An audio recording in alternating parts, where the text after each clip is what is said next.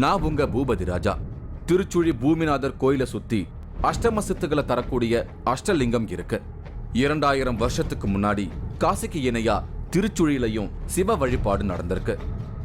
அஷ்டம சித்துக்களை தரக்கூடிய அஷ்டலிங்க தேடுதலோட தொடர்ச்சியா தான் இன்னைக்கு நீங்க பார்க்க போறீங்க. 2000 வருஷங்களாய் புதைந்திருக்கும் அஷ்டமா சித்து சீக்ரெட்ஸ். ஐயா, இப்போ இங்கே எப்படி அழிஞ்சுது? ஒரு பெரிய வெள்ளம் வந்துச்சு. இங்கிருந்த ஆறு மாடுகள்லாம் அழிஞ்சு அஷ்டலிங்க தேடலில் கிடைத்த த்ரில் எக்ஸ்பீரியன்ஸ். 3வது கண் எக்ஸ்க்ளூசிவ். இது திருச்சுழி. இது பூமிநாதர் சிவன் கோயில். இங்க இருக்கிற சிவலிங்கத்தை சுத்தி தான் அஷ்டலிங்கம் அமைஞ்சிருக்கு. காசிக்கு இணையா இருந்த அந்த அஷ்டலிங்க வழிபாடு இப்ப மறைப்பொருளா இருக்கு. சில இடங்கள்ல வழிபாடு நடைமுறையில இல்லைன்னு எனக்கு தகவல் கிடைச்சிருக்கு. அந்த லிங்கங்களை கண்டுபிடிக்கும் தேடுதல் முயற்சி தான் இந்த பயணம். ஏற்கனவே அஷ்டலிங்கங்களை தேடுற பயண குழுக்களுக்கு பலவிதமான அமானுஷ்ய பிரச்சனை வந்திருக்கு. ஆனாலும் அதை தேடுற முயற்சியை கைவிடப்படல. நம்மோட 3வது கண் டீம் சார்பா போன வாரம் பாறைக்குளம் சிவலிங்கத்தை வெளிப்படுத்தி இருக்கோம்.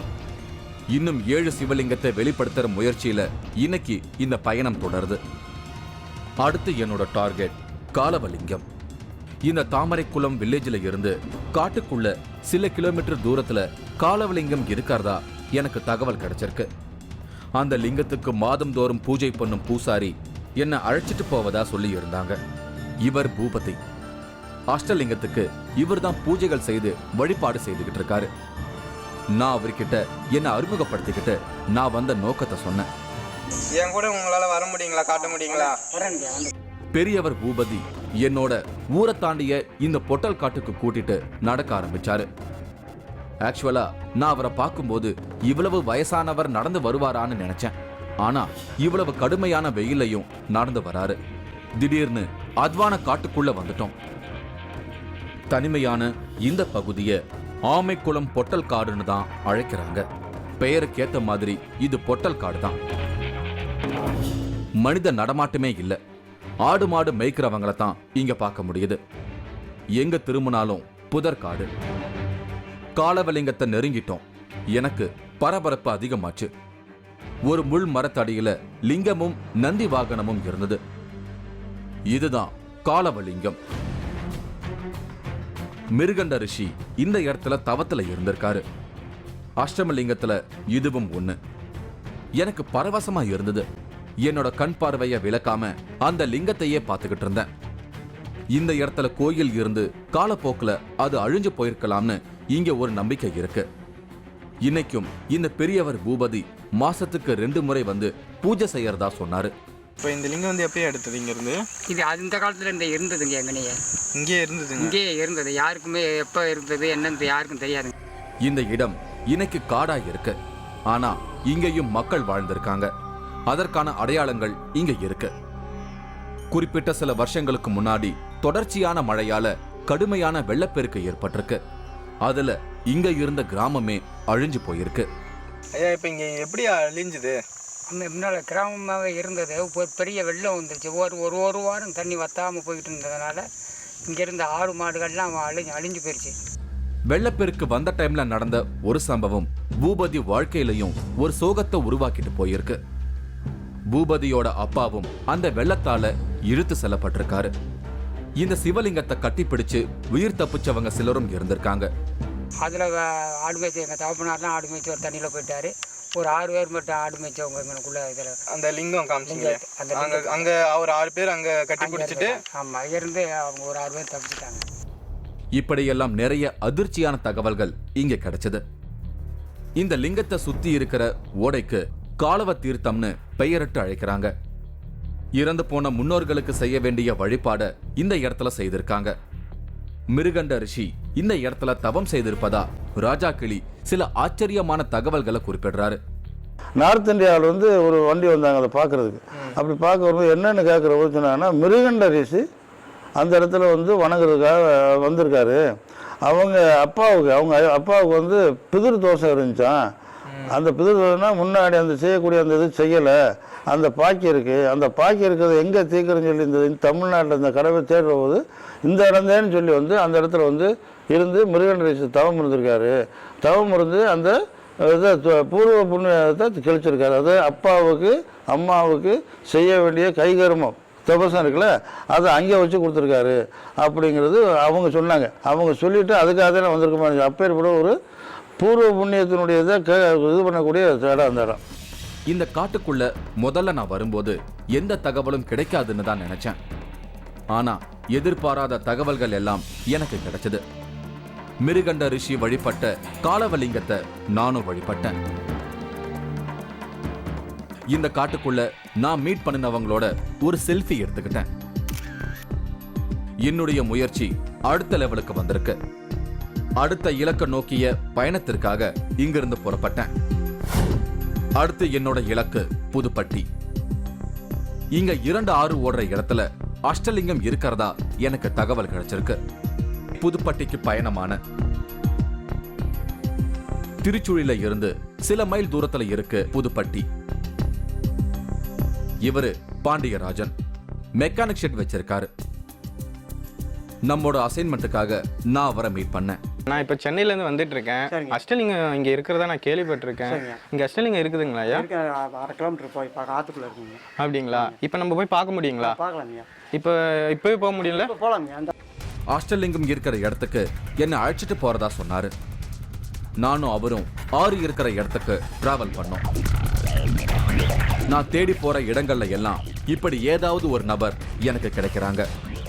பாண்டியராஜன் 2 வீலரை கொண்டு வந்து நிறுத்திய இடம் சுடுகாடு. எனக்கு தூக்கி வாரி போட்டுச்சு. ஆத்துக்கு கூட்டிட்டு போறதா சொல்லிட்டு இப்படி என்ன சுடுகாட்டுக்கு கூட்டிட்டு வந்திருக்காருன்னு எனக்கு அதிர்ச்சியா இருந்தது.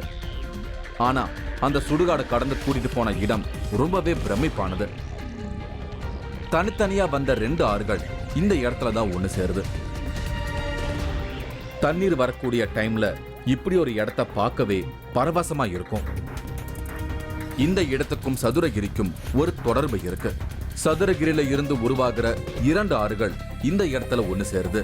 நாங்க வந்த டைம்ல தண்ணீர் இல்லாவிட்டாலும் இப்படி ஒரு அரிதான இடத்தை உணர்ந்து ரிஷிகள் இங்க தவம் இருந்ததா ராஜா கிளி ஒரு தகவலை குறிப்பிடுறாரு. அந்த புதுப்பட்டில் வந்து 2 ஆறு சேர்ற இடம் இருக்குது. அந்த 2 ஆறுங்கிறது என்னென்னா சதுரகிரியிலேருந்து வருது. சதுரகிரிங்கிறது மேற்கு தொடர்ச்சி மலையில் உச்சியில் இருக்கிறது சந்திர மகாலிங்கம் சுந்தர மகாலிங்கம் 2 பேர் இருக்காங்க. அந்த சந்திர மகாலிங்கம் சுந்தர மகாலிங்கம் 2 பேர் இருக்கிற போது அந்த அங்கேருந்து வரக்கூடிய ஓடைனா ஒன்று அந்த புதுப்பட்டிங்கிற கிராமத்துக்கு தெற்கையும் புதுப்பட்டிங்கிற கிராமத்துக்கு வடக்கையும் வந்து அந்த இடத்துல ஒன்று சேருது. 2 இணையுது. இந்த நாட்டில் எந்த நதியும் எந்த இடத்துலையும் ஒன்று சேர இடம் இந்த மாதிரி இல்லை. அதாவது கங்கைக்கு ஈடானது. இதை தேர்வு பண்ணித்தான் இந்த இடம் அன்னைக்கு புன்ன மரங்கள் நடந்ததாக இருந்துச்சு. இதை தேர்வு பண்ணித்தான் அன்னைக்கு கௌதமர்னு சொல்லக்கூடிய ஒரு முனிவர் என்ன அகலியுடைய கணவர் அந்த இடத்துல வந்து சிவலிங்க பூசை பண்ணியிருக்காரு. இப்படியெல்லாம் தகவல்களை நான் கேள்விப்பட்டதும் தான் இது வெறும் சுடுகாடுன்னு என்னால நினைக்க தோணல. இங்க நிர்மாணிக்கப்பட்டிருக்கிற அஷ்டலிங்கத்தை உடனே பார்க்க ஆவலா இருந்தேன். பாண்டியராஜன் அந்த இடத்துக்கு என்ன அழைச்சிட்டு போனாரு. ஆனா அங்க எனக்கு மிகப்பெரிய அதிர்ச்சி காத்திருந்தது. பாண்டியராஜன் அழைச்சிட்டு போன இடத்துல ஒரு நந்தி சிலை மட்டும் சிதலம் அடைஞ்ச நிலையில இருந்தது. பக்கத்துல சிவலிங்கம் இருக்கும்னு நினைச்சேன். ஆனா நந்தி சிலை மட்டும் தான் இருந்தது. ஆரம்பத்துல இங்க ஒரு சிவன் கோயில் இருந்திருக்கு. அப்புறமா அது சிதலம் அடைஞ்சதும் தான் இங்க ஒரு கோயில் இருந்ததற்கான அடையாளமே இல்லாம போயிருக்கு. சில வருஷங்களுக்கு முன்னாடி இந்த மண்ணுக்குள்ள இருந்து நந்தி சிலை மட்டும் இங்க வெளிப்பட்டிருக்கு. இந்த நந்தி இருக்குல்ல, இது எப்படி வந்துச்சு ஐயா? மணல் குவாரிக்கே விட்டுருந்தாங்க கவர்மெண்ட்லேருந்து. அது தோண்டும் போது நந்தி வந்தது. சரி வச்சு நாங்கள் சாமியாக கும்பிட்டோம். பெரிய சில பேர் சொன்னாங்க சாமி ஏற்கனவே கோயில் இருக்குதுன்னு சொன்னாங்க. சரி நாங்கள் இதுவே நம்பலை. இப்போ கோயில் சிலை இருக்கணும்னு நாங்கள் நம்பிக்கிட்டோம். உண்மையாக கோயில் இருக்குது. அப்புறம் பெரியவர்கள் சொன்னது உண்மைதான் அப்படின்னு நாங்கள் நடைமுறைக்கு வந்துருச்சு அப்படின்னு சொல்லி நாங்கள் சாமியாக கும்பிட்டுருக்கோம். கோயில் இடமே நிர்மூலமான பிறகு இந்த நந்தி மட்டும் கிடைச்சிருக்கிறது ஏதோ ஒரு சூட்சமத்தை உணர்த்த வந்த அடையாளமா இந்த ஊரை சேர்ந்தவங்களுக்குள்ள ஒரு நம்பிக்கை இருக்கு. பூமிக்குள்ள சிவலிங்கம் இருக்குன்னு இந்த ஊரை சேர்ந்தவங்க உறுதியா நம்புறாங்க. ஆனாலும் சிவலிங்கம் இல்லாமல் இருக்கிறது எனக்கு கொஞ்சம் ஏமாற்றமா தான் இருந்தது. இவரு நடராஜன், புதுப்பட்டியை சேர்ந்தவர். இவர் இளைஞராய் இருந்த போது இவருக்கு ஒரு அனுபவம் ஏற்பட்டிருக்கு. இந்த ஆத்து பகுதிக்கு வந்த ஒரு சாமியார் தன்னோட தீர்க்க தரிசனத்தால இங்க ஒரு சிவாலயம் பூமிக்கடியில இருக்குன்னு கண்டுபிடிச்சு சொல்லியிருக்காரு. அதுக்கப்புறமா இந்த நந்தி சிலை வெளிப்பட்டிருக்கிறதால அவர் சொன்ன தகவல் உண்மைன்னு இப்ப எல்லாரும் நம்ப ஆரம்பிச்சிருக்காங்க. நாங்கள் ஒரு 10-12 பேர் இளவட்டங்க, 20 வயசில் வாலிபர். இங்கே தண்ணி 2 ஆறு தண்ணி வரும். அப்போ நாங்கள் குளிக்க வரும்போது ஒரு சாமியார் 70 வயசு இருக்கும். அந்த சாமியார் வந்து இங்கே இந்த பூமிக்கடியில் ஒரு லிங்கம் இருக்குது அப்படின்னு அவன் நான்தீஷில் சொன்னாங்க. அதே பூமிக்குள்ளே இருக்குது கோயில். அதை வச்சு தான் இப்போ அந்த சிலைகள்லாம் வெளியே வந்திருக்கு. நான் அந்த நந்தி சிலையை வணங்கினேன். நான் இந்த டிராவலை முடிக்கிறதுக்குள்ள பூமிக்குள்ள அரூபமா மறைஞ்சிருக்கிற சிவலிங்கம் வெளிப்படணும்னு வேண்டிக்கிட்டேன். இங்க அம்மன் சிலை தான் இருக்கு. சரி, லிங்கம் எங்கேயா இருக்கு? உள்ளுக்க பாதாளத்தில் இறக்கிட்டாங்க. பாதாளத்தில் இறக்கிருக்காங்க. இங்க உள்ள இருக்குங்களா? உள்ளுக்க லிங்கம் கீழே இருக்கு.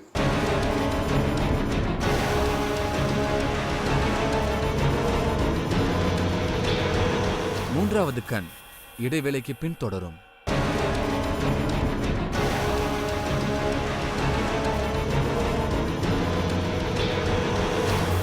மூன்றாவது கண் தொடர்கிறது.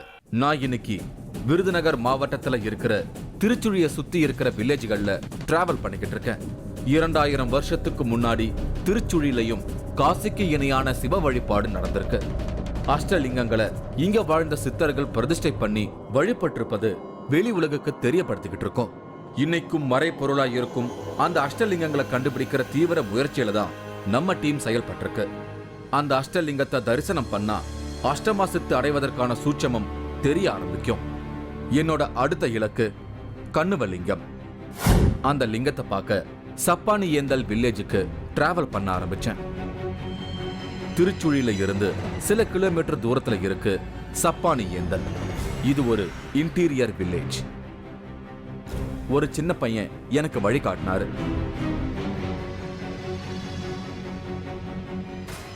இவரு பூச்சி. எனக்கு லிங்கம் இருக்கிற இடத்த காட்டுவதா அழைச்சிட்டு போனாரு. வில்லேஜில் ஊருக்கு வெளியில ஒரு தனிமையான பகுதியில லிங்கம் இருக்கிற இடத்துக்கு வந்துட்டேன். ரொம்ப முட்கள் நிறைஞ்ச இடத்துக்கு என்னை அழைச்சிட்டு போனாரு. நான் அதிர்ச்சி ஆயிட்டேன். முட்புதர் செடிகளுக்கு மத்தியில இருந்த ஒரு லிங்கத்தை பார்த்து நான் மிரண்டு போயிட்டேன். இதுதான் கண்ணுவலிங்கம். அந்த லிங்கம் சிதலமாகி இருந்தது. ஆவுடையும் லிங்கமும் தனித்தனியே உடைஞ்சு கிடந்தது. ஆனா லிங்க பகுதியை மட்டும் இப்ப கண்டெடுத்து வழிபாடு செஞ்சுக்கிட்டு இருக்காங்க. பூச்சி அந்த இடத்தை சுத்தப்படுத்த ஆரம்பிச்சாரு. ரொம்பவே கூர்மையான முட்கள் இருக்கு. நான் அந்த உடைந்த பகுதிகளை பார்த்தேன். இப்பவும் இந்த கண்ணுவலிங்கத்தை வழிபட மக்கள் வந்துகிட்டு தான் இருக்காங்க.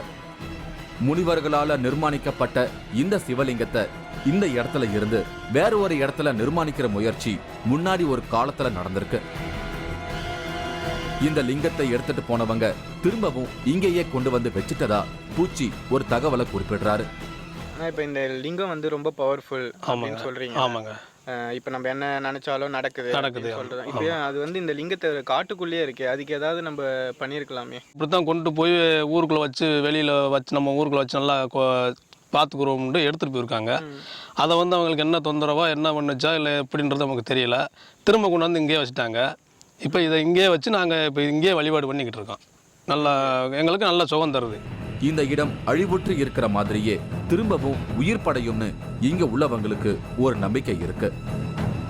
அந்த சூட்சும சக்தி குறிப்பிட்டு உணர்த்தும் போது அப்படி ஒரு மாற்றத்தை செய்யணும்னு இந்த பகுதியை சேர்ந்தவங்க நம்பிக்கையோட இருக்காங்க. நான் கண்ணுவலிங்கத்தை வழிபட்டேன். இப்படியெல்லாம் சிதைவுண்டு கிடந்தாலும் அதற்கும் ஒரு காரணம் இருக்கு. காலம் வரும்போது அது வெளிப்படும். பூச்சிக்கு நன்றி சொல்லிட்டு நான் அங்கிருந்து புறப்பட்டேன். அடுத்ததா என்னோட டார்கெட் ஆலடிப்பட்டி. அஷ்டலிங்கத்தை தேடி போன எனக்கு இந்த ஆலடிப்பட்டியில ஒரு அதிர்ச்சி காத்திருந்தது.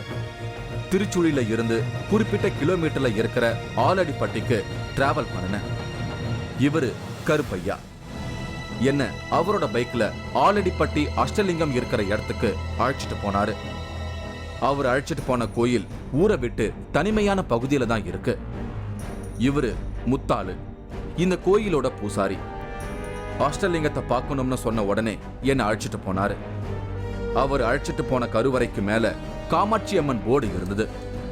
இது எனக்கு குழப்பமா இருந்தாலும் பொறுமையா காத்திருந்தேன். கருவறை கதவை திறந்தாரு. கருவறைக்குள்ள அம்மன் சிலை தான் இருந்தது, சிவலிங்கம் இல்ல. அப்பதான் அந்த அதிர்ச்சியான தகவலை சொன்னாரு. இங்க இருக்கிற அஷ்டலிங்கத்தை அம்மன் சிலைக்கு கீழே பூமிக்குள்ள புதைச்சி வச்சிருப்பதா சொன்னாரு. இங்க அம்மன் சிலை தான் இருக்கு. சரி, லிங்கம் எங்கேயா இருக்கு? கீழே பாதத்தை ஒழுக்க இறங்கியிருக்காங்க. எங்க சார்? ஒழுக்க பாதாளத்தை இறங்கிட்டாங்க. பாதாளத்தில் இறக்கிருக்காங்கன்னா இங்க உள்ள இருக்குங்களா? ஒழுக்க லிங்கம் கீழே இருக்கு. ஓ, கீழே இருக்கு. இந்த அம்மன் சிலைக்கு அடியில சில கல் பிளவுகளை பார்க்க முடியுது. இதுக்கு உள்ளதான் சிவலிங்கம் இருக்கு. அந்த லிங்கத்தை கிருதாந்தேஸ்வரர்னு பெயரிட்டு அழைக்கிறாங்க. இப்படியெல்லாம் சிவலிங்கத்தை பூமிக்குள்ள மறைச்சு வைக்கிறதுக்கான காரணம் ஏதோ இருக்கு. ஆரம்பத்துல இந்த இடத்துல இந்த பில்டிங் இல்ல, சிவலிங்கம் மட்டுமே இருந்திருக்கு. தொடர்ந்து பூஜை பண்ண முடியாத சூழ்நிலை வரும்போது அந்த லிங்கத்தை பூமிக்குள்ள வச்சு புதைச்சிருக்காங்க. அஷ்டலிங்கத்துல ஒரு லிங்கத்தை இப்படி பூமிக்குள்ள வச்சு மூடிட்டா அஷ்டமாசித்து கிடைப்பதற்காக வழிபாடு பண்றவங்க என்ன செய்வாங்க அப்படிங்கிற கேள்வி எனக்குள்ள வந்தது. வருஷத்துக்கு ஒரு முறை சிவராத்திரி அன்னைக்கு அம்மன் கருவறைக்கு கீழே இருக்கிற கல்லை விலக்கி பூஜை செய்யும் போது வழிபாடு பண்றாங்க. முத்தாலு அதை விவரிச்சாரு. இப்போ இந்த லிங்கத்தை நான் பார்க்க முடியுமா ஐயா? இப்போ பார்க்க முடியாது. எப்பயா பார்க்கலாம்? இந்த சிவராத்திரி அன்னைக்கு பார்க்கணும், விடியகால 4 மணிக்கு. ஓகே, அதுக்குன்னு தனி பூஜைகள் ஏதாவது இருக்கா? அதெல்லாம் உண்டு. இந்த அஷ்டலிங்கமுங்க எல்லாமே ராமநாதபுரம் சமஸ்தானத்துக்கு உட்பட்டது தான். ஆனால் அதே நேரத்தில் ஒவ்வொரு லிங்கத்துக்கும் நம்ம வழிபட்டோம்னா நமக்கு என்ன நற்பலன் கிடைக்குன்னு உணர்த்தக்கூடிய அளவுக்கு உங்களுடைய செயல்பாடு இருக்குது.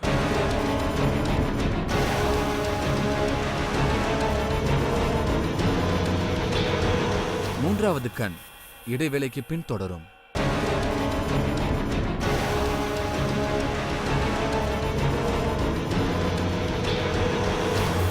மூன்றாவது கண் தொடர்கிறது. திருச்சுழியில 2000 வருஷத்துக்கு முன்னாடி காசிக்கு இணையான சிவ வழிபாடு நடந்திருக்கு. இங்க இருக்கிற பூமிநாதர் கோயில சுத்திலையும் இருக்கக்கூடிய அஷ்டலிங்கங்களை சித்தர்கள் பிரதிஷ்டை பண்ணியிருக்காங்க. அந்த அஷ்டலிங்க வழிபாடு காலப்போக்குல மறைஞ்சு போயிருக்கு.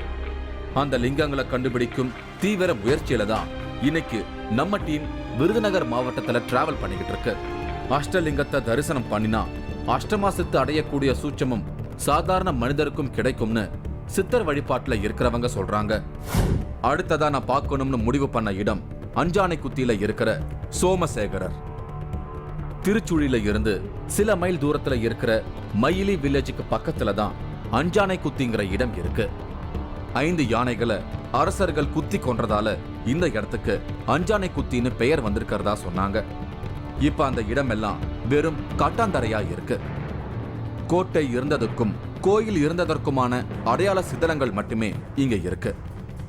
ஆனா அஷ்டலிங்கத்தை பத்தின எந்த ஒரு அடையாளமும் இல்லை. ஆனாலும் இந்த பூமிக்குள்ளதான் இருக்குங்கிறது இங்க உள்ளவங்களோட நம்பிக்கையா இருக்கு. இருக்கிறது பேர் அஞ்சானைக்குத்தி. இதுக்கு அப்படி போனால் ஆப்போசிட் போனால் அரமனை தடை பக்கத்துலேயே ஒரே ரவுண்டு. அந்த காலத்தில் சொல்லுவா 8 லிங்கம் சுற்றி பூமிநாதனை சுற்றி இருக்குன்னா இங்கே ஒரு இடமா இருக்கும். இது அரமனை இருந்த இடம். ஆனால் அதில் அந்த சிலைகள்லாம் இருந்த தடையெல்லாம் உங்களுக்கு தெரியும்? இருக்கு சிலை இருக்கு, கல் கிடக்கு. சிலைகள்லாம் சின்ன சின்ன சிலைகள்லாம் பார்க்கலாமா? இப்போ கண்ணில் பார்க்கறதுக்கு வாய்ப்பு இல்லை. இதெல்லாம் பள்ளம் பார்க்கறது மேடா ஆயிடுச்சு. வெள்ளம் வந்து அடிச்சதுல மேடா இருக்கு. இப்போ காணல் ஓட பக்கத்தில் தான் வெள்ளம் அடிச்சது கூட நெந்தி போச்சு. அஞ்சானைக்குத்தி பகுதி தான் இதுவரை நான் பார்த்த இடங்கள்ல முழுவதுமா சிதலமா இருக்கிற இடம். இது எனக்கு அதிருப்தியா தான் இருக்கு. அடுத்து குலசேகர நல்லூர் திருச்சுழிக்கு பக்கத்துல இருக்கு. ரொம்ப பிஸியான ரோட்டு பக்கத்துல தான் இந்த அஷ்டலிங்க கோயில் இருக்கு. இந்த லிங்கம் மட்டும்தான் மக்கள் அதிகமா நடமாடுற இடத்துல இருக்கு. ஆனா இந்த கருவறை லிங்கம் இப்ப சமீபத்துல தான் உருவாக்கப்பட்டிருக்கு. நான் தேடி வந்த அஷ்டலிங்கம் இந்த கோயிலோட ஒரு பகுதியில வெட்ட வெளியில இருக்கு. நான் அந்த இடத்துக்கு போனேன். இதுதான் தினகரேஸ்வரர் அஷ்டலிங்கம். இந்த லிங்கமும் நந்தியும் சிதலம் அடைஞ்சிருந்தது. நான் அந்த லிங்கத்தை வியப்போட பார்த்தேன். ஏனோ தெரியல, ரொம்ப பரவசமா ஃபீல் பண்ணேன். ஆனாலும் இப்படி வெட்ட வெளியில இருக்கிறது மனசுக்கு ஏதோ இனம் புரியாத கலக்கத்தை கொடுத்தது. இந்த இடத்துலயும் ஒரு கோயில் கட்ட இருக்கிறதா ஒரு ஆறுதல் செய்தியும் எனக்கு சொன்னாங்க. இந்த அஷ்டலிங்கமுங்க எல்லாமே ராமநாதபுரம் சமஸ்தானத்துக்கு உட்பட்டது தான். அந்த அஷ்டலிங்கம். அதே நேரத்தில் அஷ்டலிங்கங்களை உட்பட்டு இருந்தாலுமே கூட மற்ற அஷ்டலிங்கங்களை பூரா அது பூர்ணம் இல்லாமல் இருக்குது. இப்போ செயல்பட்டுக்கிட்டு இருக்கிறது எதுனா குடசேரநல்லூர். அது கூட இப்போ குறிப்பிட்ட ஆண்டுகளுக்கு முன்னாடி தான் அந்த கிராமத்து மக்கள்லாம் சேர்ந்து அந்த இடிச்சிட்டு ஒரு திருப்பணி வேலை செஞ்சு கும்பாபிஷேகம் வச்சு இன்றைக்கி வணங்கிட்டு இருக்காங்க. இந்த அஷ்டலிங்கத்துக்கு பக்கத்தில் இருக்கிற விநாயகர் ரொம்பவே பவர்ஃபுல்லுன்னு எனக்கு சொன்னாங்க. மனசுக்குள்ள வேண்டிக்கிட்டேன். அடுத்து நான் வழிபட வேண்டியது இலுப்பையூர் காமீச்சுர லிங்கம். இந்த லிங்கத்தை 8வது லிங்கமா குறிப்பிடுறாங்க. நான் இலுப்பையூருக்கு பயணிக்கும் போதே இருட்ட தொடங்கி இருந்தது. ரொம்ப அவசரமா டிராவல் பண்ணி இலுப்பையூருக்கு வந்தேன். இதுதான் இலுப்பையூர் அஷ்டலிங்கம். காமீச்சுர லிங்கம்னு இதுக்கு பேரு. இது சுயம்புவா வெளிவந்த லிங்கம். இவங்க கஸ்தூரி. இந்த லிங்கத்துக்கு இவங்க தான் சில வருஷங்களா பூஜை பண்றாங்க. அவங்க கிட்ட நான் பேசினேன். நாங்க சின்ன பிள்ளையில இருந்தே இப்ப எனக்கு 55 வயசு ஆகுது. சின்ன பிள்ளையில இருந்தே இது உருவாகி வருது. இப்போ இந்த லிங்கத்துக்கு நீங்க தானே பூஜை பண்ணிட்டு இருக்கீங்க? இப்ப நான் 20 வருஷமா நான் பாக்குறேன். அதுக்கு முத எங்க அம்மா அப்பா பார்த்தாங்க. 8வது அஷ்டலிங்கத்தையும் நான் வணங்கினேன். என்னுடைய இந்த டிராவல் ரொம்பவே வியப்பான அனுபவமா இருந்தது. பே புதுப்பட்டி அஞ்சானைக்குத்தியில நிறுவப்பட்ட லிங்கத்தை பத்தின முழுமையான தகவல்கள் கிடைக்கல. அது எப்போது வேண்டுமானாலும் வெளிப்படலாம். ஆலடிப்பட்டி லிங்கத்தை சிவராத்திரி அன்னைக்கு தரிசிக்க முடியும். என்னோட இந்த பயணமே மிகப்பெரிய ரிசல்ட் அப்படின்னு ராஜா கிளி குறிப்பிடுறாரு. இந்த வேந்தர் டிவி உங்களுடைய இயக்கர்கள உங்களுடைய முயற்சியும் உங்கள் விடாப்படியான லட்சியமும் தான் இந்த அடையாளத்தையாவது பார்க்க முடிஞ்சிச்சு. இதை பல பேர்களை தேடினாங்க. இந்த பல பேர்களை தேடுற போது இதை யாரும் பார்த்ததில்லை. ஆனால் அதே நேரத்தில் நீங்கள் நம்ம பார்த்து இது இந்த பல லட்சக்கணக்கான மக்கள் பார்த்து ஒவ்வொரு லிங்கத்துக்கும் நம்ம வழிபட்டோம்னா நமக்கு என்ன நற்பலன் கிடைக்குன்னு உணர்த்தக்கூடிய அளவுக்கு உங்களுடைய செயல்பாடு இருக்குது. ஸ்கிரீன்ல நான் மட்டுமே தெரிஞ்சாலும் எனக்கு பின்னாடி நம்ம 3வது கண் டீமோட கடுமையான உழைப்பு இருக்கு. டைரக்ஷன் டீம், ரிசர்ச் டீம்னு ஒரு பெரிய நெட்வொர்க்கே இந்த அசைன்மெண்ட்டுக்காக உழைத்ததோட பலனை தான் இப்ப நீங்க பாக்குறீங்க. அஷ்டலிங்கம் இருக்கும் இடங்களை வெளிப்படுத்தியாச்சு. சித்தர் வழிபாட்டுல இருக்கிறவங்க இங்க முறையான வழிபாடு நடப்பதற்கான அடுத்த கட்ட வேலைகளை ஆரம்பிப்பாங்க அப்படிங்கிறது என் கூட டிராவல் பண்ணின குழுவோட நம்பிக்கை. நாளைக்கு தீபாவளி. நம்மோட 3வது கண் டீம் சார்பா உங்க எல்லாருக்கும் தீபாவளி வாழ்த்துக்களை தெரிவிச்சுக்கிறேன். சந்தோஷமாகவும் அதே நேரம் பாதுகாப்பாகவும் தீபாவளியை கொண்டாடுங்க. Wish you a happy Deepavali.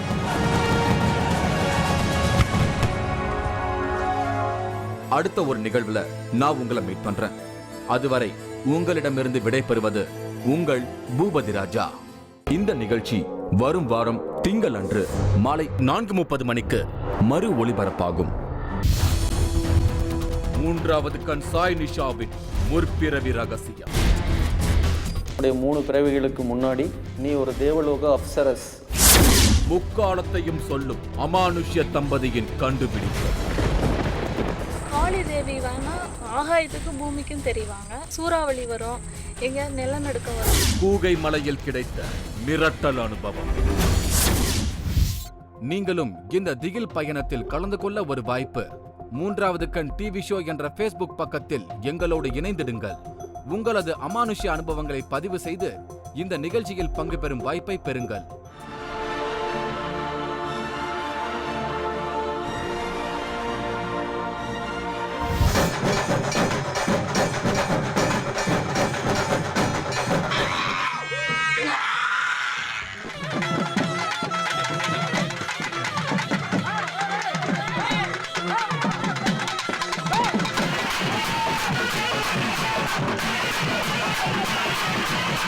எல்லா சாபத்திலும் ஆளாயிரலாம். ஆனா ஒரு குருஜி புரியுதா? சித்தக்குழு சாபத்துக்கு மட்டும் ஒரு மனிதன் ஆளாக முடியாது, ஆளாக கூடாது.